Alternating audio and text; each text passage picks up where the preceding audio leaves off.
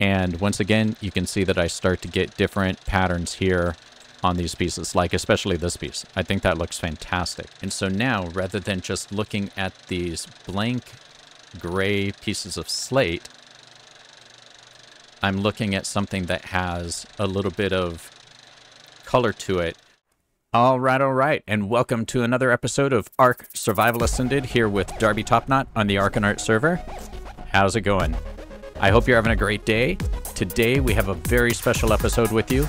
Benjamin, the Otter architect, Little Love here, and I are going to go over some of the techniques for adding texture to your builds with rails and paint. And it's not going to be what you think it is, so hang around and let's get right into it.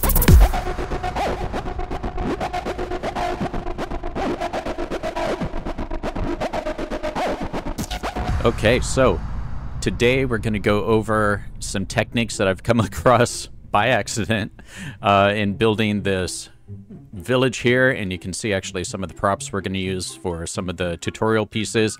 This is going to be a straight up tutorial, and so I'm going to put in some chapter markers and all that. We're going to talk about rails and paint, and it's not just painting things, you know, like these roofs or these buildings different colors to make them look cool, which is a good idea, but using them in a way that I found by accident, and I'm surprised that I haven't seen anybody else talk about this.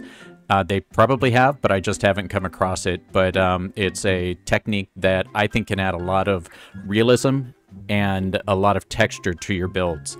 So we'll go over that, and you can follow the chapter markers along. Hopefully you watch the whole thing, but in the meantime, I'd like to take this opportunity to say thank you guys so much for all the support and the love you're showing on these ARK videos. It seems you guys really like the building ones.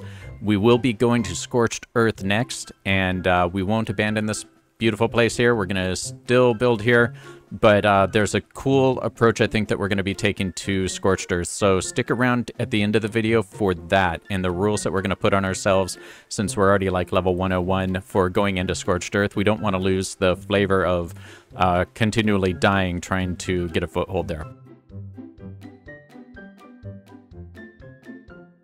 First off, rails are rails, right? And you can see that here we're using them like we've talked about in the past to give an indicator of where people should go, to help people that are coming in here to understand where they should walk, and to not railroad them into some place, but give them little gentle hints about where interesting things might be, whether they're going up to the tavern, whether they are going to the adoption center, which it looks like we still need to put a sign up for, or if they're coming over here towards the blacksmith and the tailor, right? One of the other things that we use are pillars, and pillars are generally used for support, right? And you can see that basically all over the place. There are other things that you can use both of these things for, though. And you can see here, these rails create like a little latticed wall. And because Wildcard did such a good job on the design of these things, they give us the ability to go ahead and start stacking up different patterns. And we'll take a look at some of those today. So, you know, we can obviously just go ahead and lay these down like that. You can put them on top of each other. The other thing you can do is, importantly, flip them around. So now I can do things like that, putting them together. When I'm doing rails, I don't want them to end like this, right? Because this just looks like, I mean, if you've ever seen a chain link fence and you can just push on the thing and it bounces down, that's what that looks like. So this is a place where, you know, perhaps putting a support in via a pillar makes sense, right? So capping off these different places within your builds with these things. The thing we've gotten more recently, I believe, is these thin rails, and they look great from the standpoint of a lot of times these wooden ones, and especially the stone ones, are a little overbearing. So you may not want to include that within your build on things like this. So if you want something that caps it off but just gives you a little bit of an easier feel to the transitions, you can go ahead and use these. If you look at the bottom here, that's the one problem I always had with these. And they look like they're just sitting there, right? They don't have a realistic look to them. But if we put the beams in, so the rails as beams, then this gives us the opportunity to cap that off, and now it looks a little more polished. You can see we have these all over the place here. We use them to create different types of designs and everything all throughout. We use them to create rails along edges just to finish things off and all of that. And you can see that some of these things that we've put up here, they begin to have a different kind of flavor and design just because of the way that these pieces interact with each other. One of the things I wanted to talk about was the fact that there are multiple ways to build something when you have a design in your mind.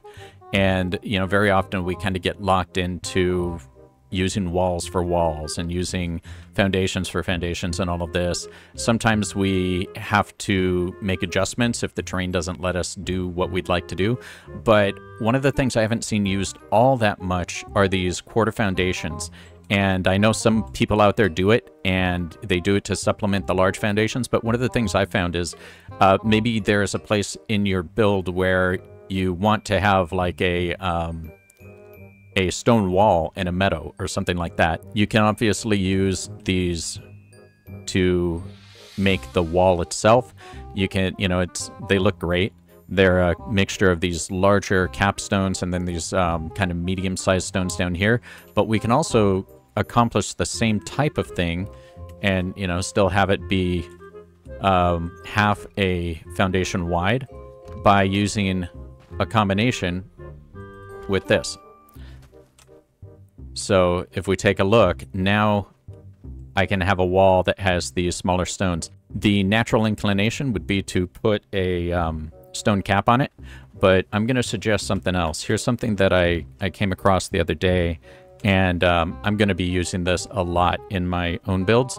And what I did is took the little quarter ceilings of wood and turned it upside down, and I kept the rails here. So if I think about this as maybe a walkway or a little thin bridge or something like that, which a lot of these walls can be used for, then this gives me a whole different feel looking down at it from this other part. It's like, okay, well, somebody capped this off, this stone wall they capped it off with this other thing. And if you look from the side, for me, that looks a lot more interesting. And it begins to make these stones down here look more interesting as well.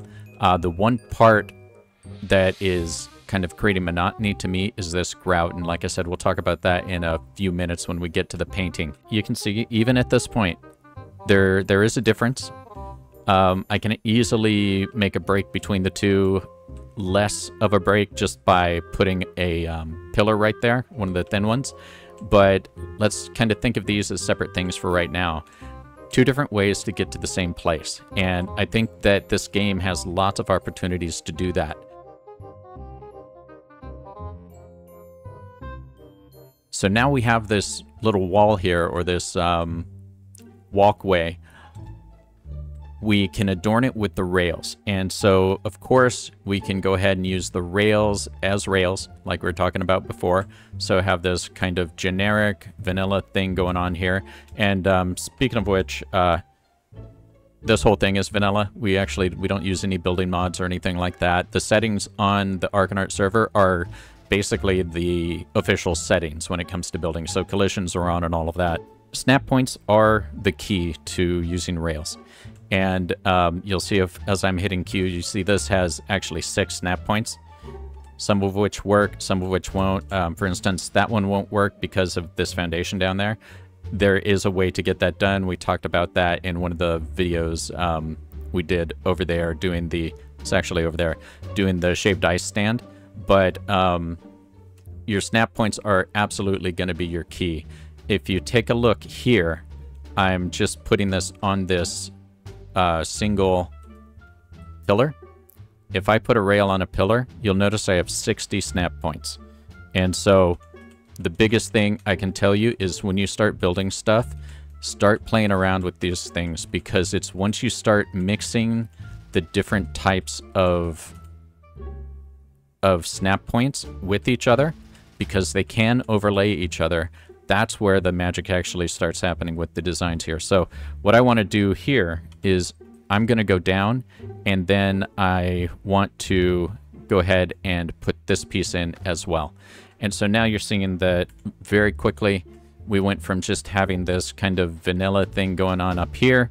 We have this piece that is now a little more interesting, and the designs of the lattice within it, they're those little support pieces, they start to mix with each other and do some cool stuff.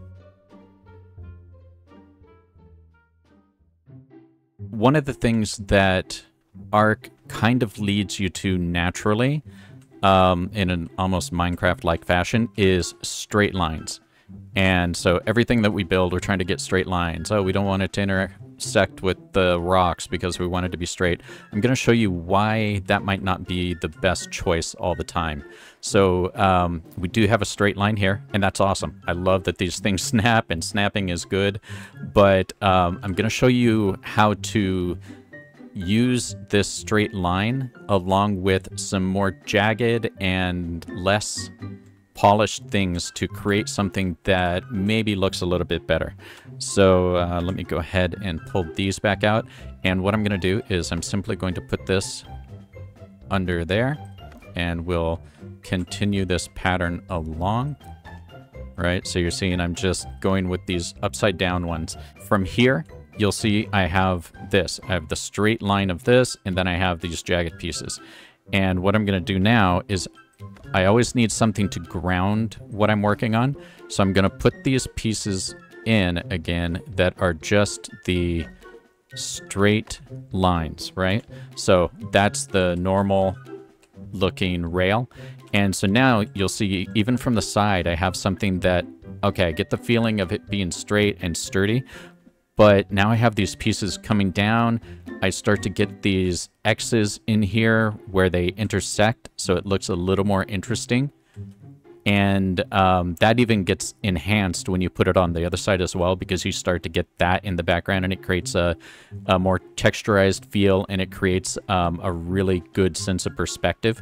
And so if I take it one step further and I start looking at this and putting these pieces in, well, now I have something that I'm actually coming out of, and it begins to look more and more structured and supported. Let's go ahead and just start putting the back end onto here so you can see what that looks like. And I'm not showing you this for you to build these exact things in your builds. I'm showing it literally as just examples of what you can do with all of these different pieces that we've been given, right? I know it's easy to get a type of inertia around a specific building piece. Oh, I kind of always use these in this way. And what I'm trying to do here is just show you that that doesn't necessarily need to be the case. And so now, even when I start going in a first-person walk down here, you'll see how this begins to look like something that would sit in a real world, right? And you can put things on top of here, you know, lights or whatever you want. One of the things I've thought about is doing lighting with artifacts because we have access to so many. There's literally a cave right over there. And it's the easy cave too. Okay, so let's extend this across this way. And you'll notice here, in order to do this piece, I actually had to take that pillar out that we had there because some of these pieces seem to cap off the ability to snap in certain directions, so they limit your snap points. So if you're ever having problems putting things together, try taking something out and see if you get your snap points back. But I'm going to take this same feel over here, but I'm going to raise it now. I'm going to raise it up above this part, and we'll see if we can get that to work nicely. And here, I'm just going to continue that same pattern across. And now you notice from the exact same look and feel of this, so doing the same thing, I just extended it up, and now I'm doing it from the top rather than these bottom pieces, and I'm going up above, but continuing with the same pattern. So it's just a little bit of an offset, and I end up with something completely different. So if we hop into here, now it looks like I'm a little more protected from these places. So I have this feeling of going through some place. And that's what you want to do, is you want people to be kind of immersed in the builds that you do. So they should look great from the air. They should look great from a distance, but they should also look cool when you're walking through them. And once again, you can see that I start to get different patterns here on these pieces, like especially this piece. I think that looks fantastic.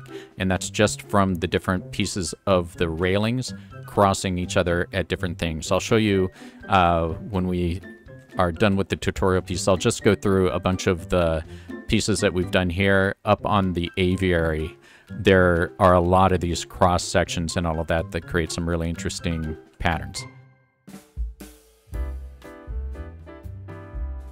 Not that long ago, we made this welcome center for the ARK and ART server, and you'll see I used a lot of these techniques we're talking about here in it, and you know, different ways of making separation with things and helping people to understand where to go and all of that.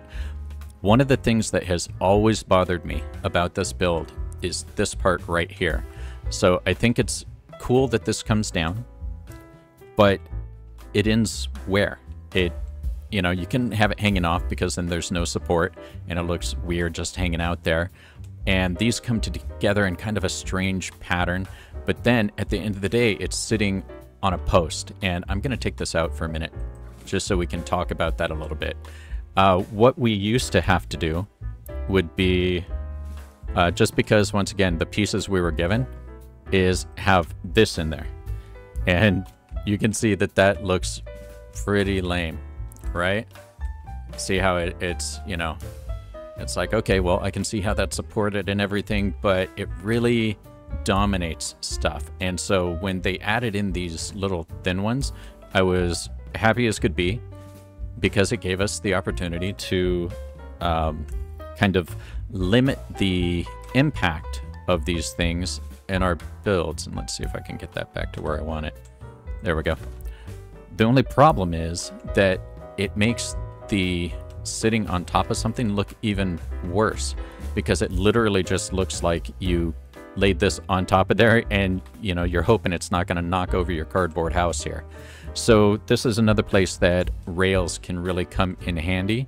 And I'm going to flip this upside down and I'll show you some places that we've done this. So if I go in here, and this is just this little joint here, right, that goes down, and I put this in here, and this is something I'm actually going to leave, then I have a piece that makes a little more sense. Now I have this little buttress there and that support. So it looks like, oh, something that's attached to here is actually hanging onto this post, and that is giving you some actual support. So if we start looking at it back from here, and then especially as you get farther away from the side and everything, it's like, oh, well, that makes sense. That thing is driven into the ground and that is holding this piece down, as opposed to this part over here that is just kind of hanging out.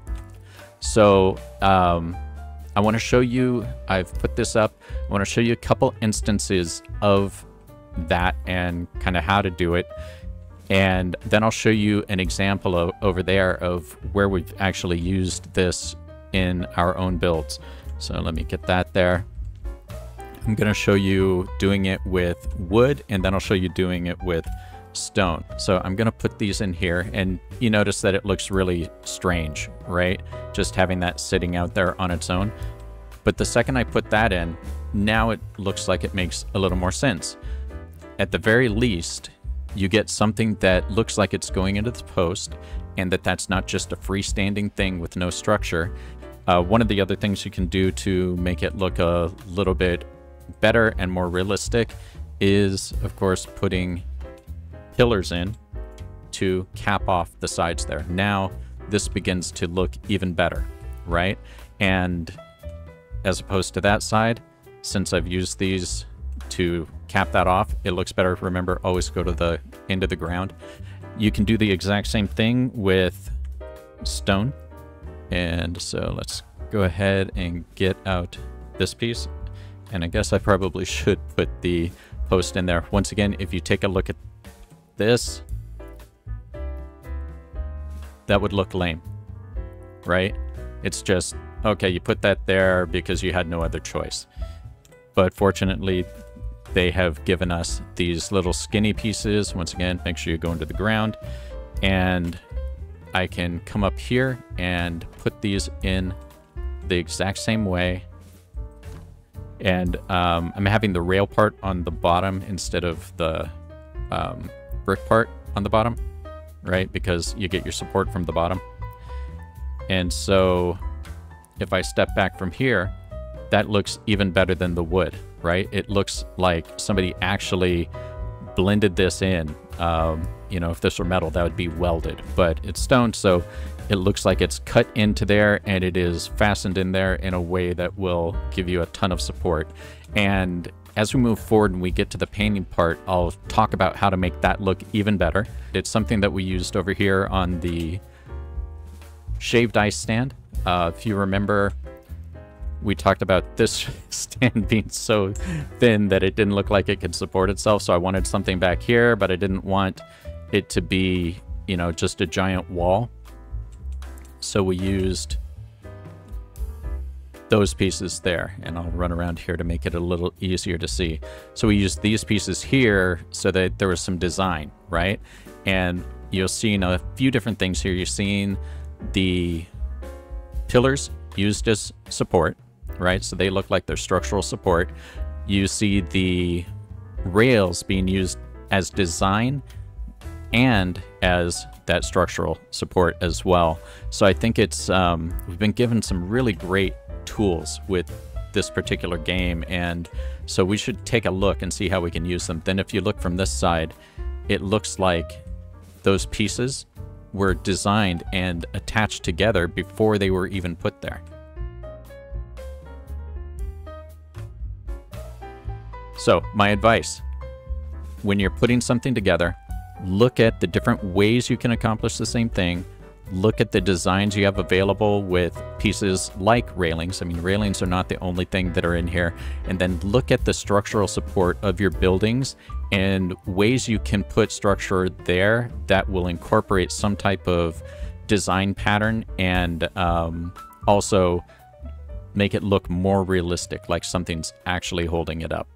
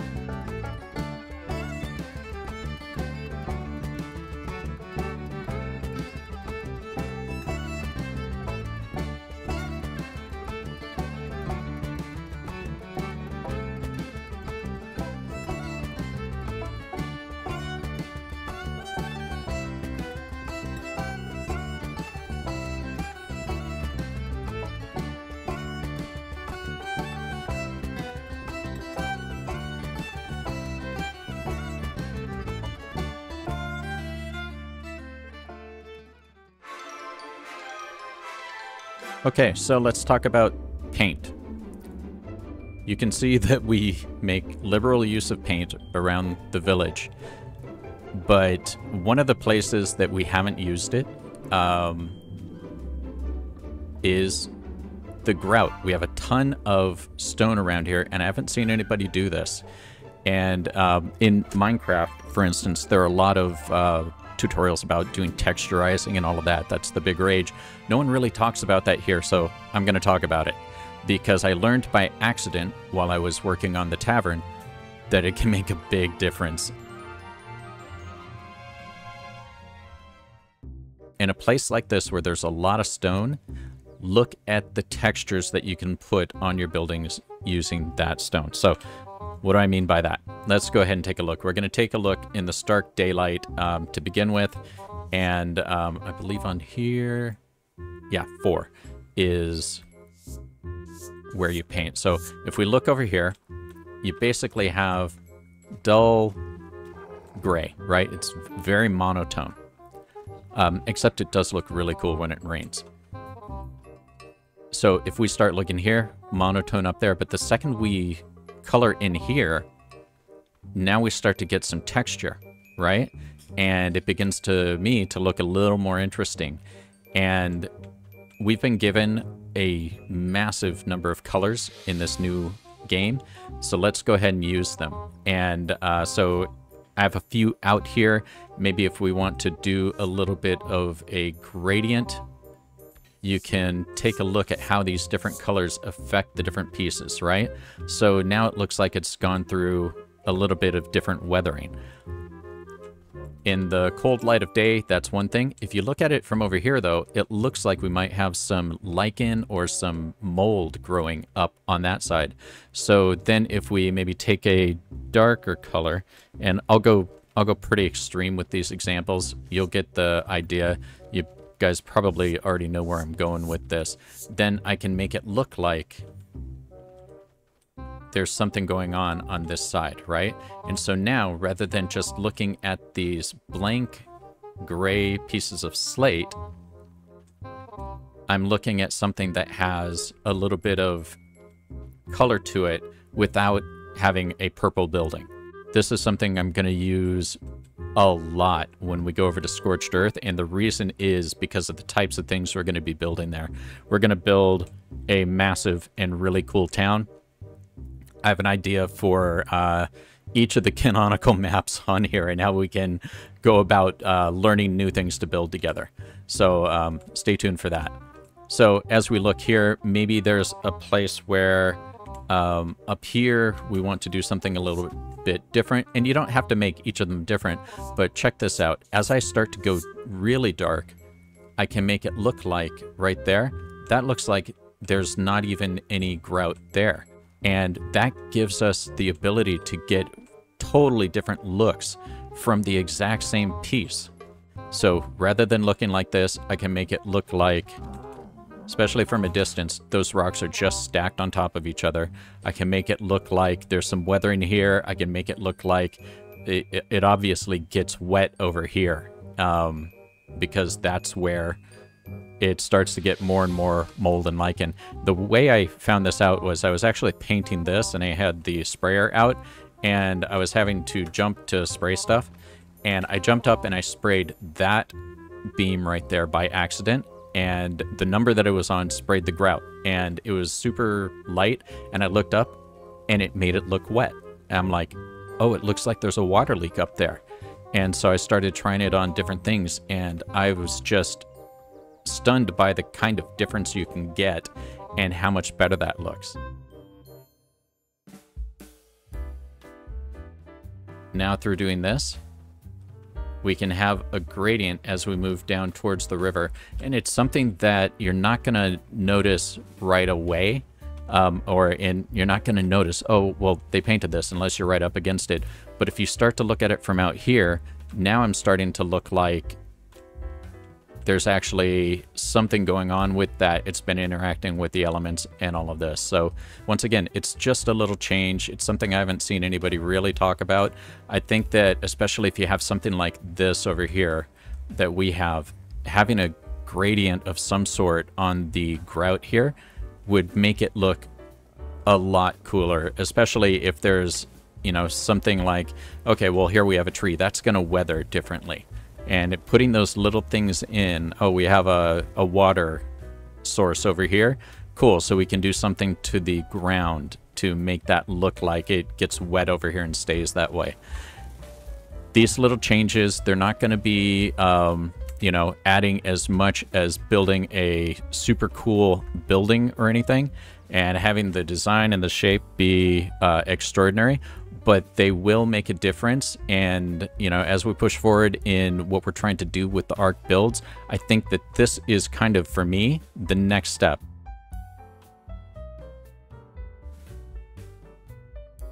Okay, so the next part we want to take a look at is using this on things that aren't just stone. So we can use this, and I told you earlier I would do something that made a little more sense for why we actually had these done this way, and we're going to go with something a little more extreme here. Yeah, this pink color that we have here. I want to show you what it looks like when using the grout of things that aren't stone. And you'll notice you have a very subtle change in that. You can use really extreme stuff with these without causing a massive conflict from the standpoint of what you're seeing. But if you look, as I'm looking down this, if we had a gradient of some sort going there, I can really create a different impression of what I'm looking at. And so with the adornments over here, you know, we would have that on both sides, and walking down, it's a really subtle thing, but it can really, I think, help with the immersion. If you take a look, I've done just a little gradient here and then ending up with that much pinker color there. And just those pieces together, and ignore this right here. I'll show you how to get rid of that in just a sec, because it does look, just because we're butting these up against each other. But if I put a pillar there, like one of those thin ones, even that difference goes away, but we wouldn't necessarily have this up next to that. We're just doing this for an example. But if you take a look, you can see how we can create a little bit of a gradient there, and something that looks good in the different light and in the different perspectives around this, right? And you can see how now that starts to marry up with the colors that we have on top. And that way we get a uniform type of feel for this. And obviously, I mean, I would probably do this over more than just a single half foundation transition here, but I think you're getting the ideas that I'm showing. So hit us up on Instagram, show us what you're coming up with. And once again, just going back to here, these are pretty much the extremes, and not only can you create gradients, but you can change the way that the structure and its supports actually look.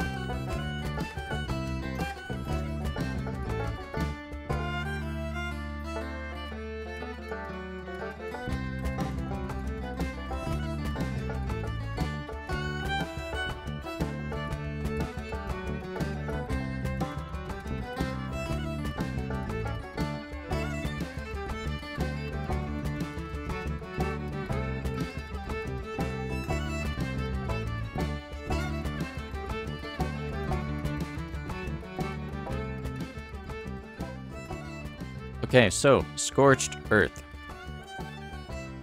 The next episode, I believe, we will be hopping over to the Scorched Earth server.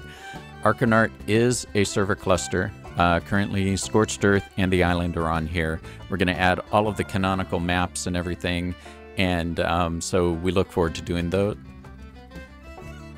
Dude, you're in my camera.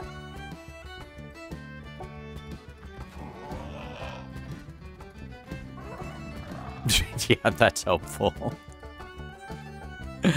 Okay, so as I was saying, we're going to go over there. However, there is one problem. I'm currently level 101. I have a lot of stuff here. 42 Fortitude, that's one of the big ones. Not cool, not fair. So what I'm going to do, we do have it set so that we can't take anything between. It's just us, so we'll be leaving love here. We will be coming back from time to time to this map so that we can finish things out. You know, I want to do all the boss runs and I want to do the cave and all that stuff. We'll do it over time though. And we'll definitely be still building some more in this medieval village that we're doing. So if you have ideas on new things to build here, let us know. But also let us know what you want to see us build on Scorched Earth. So the rules will be, I'm going to mind wipe.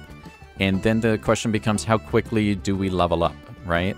And what I've decided is that if you take a look, we all know that we have engrams, right? And let's take a look at the island and Scorched Earth. And each of these things you can make at a certain level, and that unlocks the ability to make the next ones and all of that cool stuff. So I think that this is probably the most fair way to do it, is I'll have all of these experience points in the bag. And so when I get there, obviously I'll be level 1.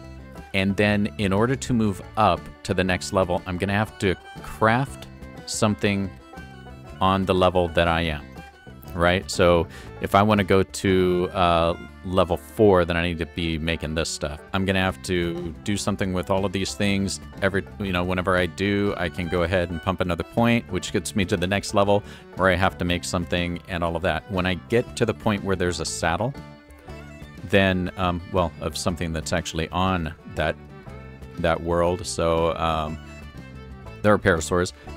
I'll need to do one of two things. I need to either tame or kill one of these guys. If it's a useful guy, then we'll have to tame it in order to do that, and then we'll make the saddle to be able to move to the next level. As we thought through, this seemed to be the best way to go about this. If you have ideas on better ways to determine when a level up should happen, because for us it's going to be literally just a button click and all of that, and let me know. So put that in the comments what you think the metric for moving up is. And I believe that the highest, I think the red drops are at level 70.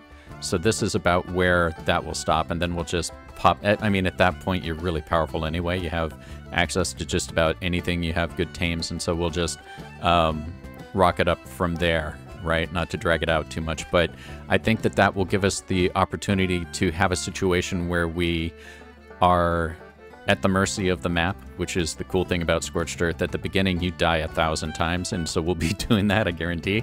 And that will help us to walk through in a more reasonable time frame, right? And give us some little quests to handle. So the rules will be, number 1, mind wipe.